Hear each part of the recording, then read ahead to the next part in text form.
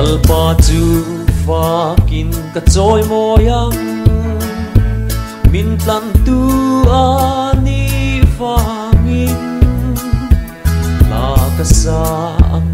a khong ai na la ka sa zel fo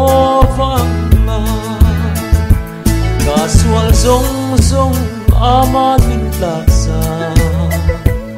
aming thiang hlimin aming thiang hlimin ka sual zong zong ama min laksa hallelujah aming ka sual zong zong nem ka lo kalin aman chol na min pe a min plan chua a wangin ka faka la moi chu sa zeli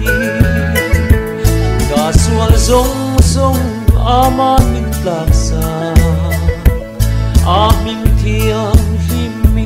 aming thiang hlimin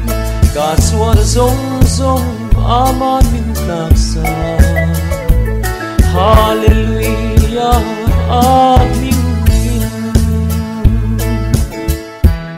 anen ka thlen chuan ka fak zualang thina ata min hum hin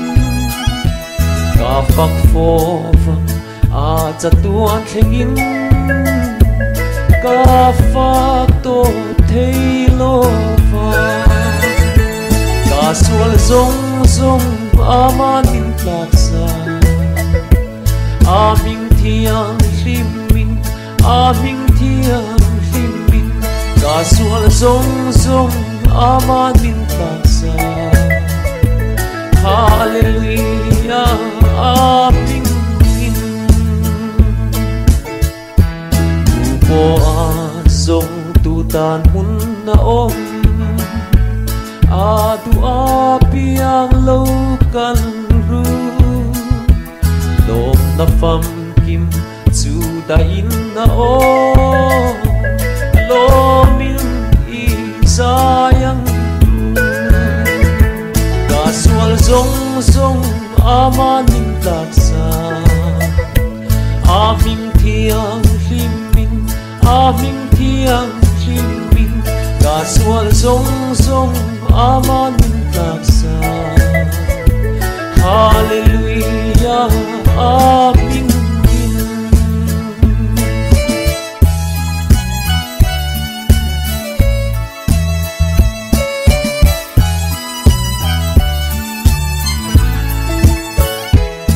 anen ka thlen chuan ka fak zualang thina ata min hum him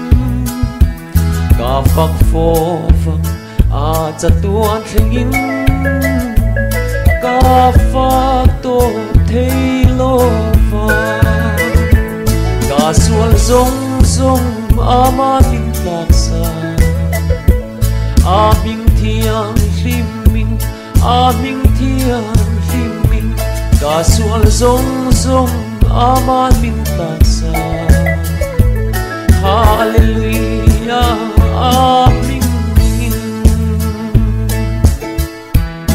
upo a zong tu tan mun na om a tu a piang lo kan ru dom na fam kim chu da in na o lo min i sayang ka sual zong zong aman min laksa aming thiang hlimin aming thiang hlimin ka sual zong zong aman min laksa hallelujah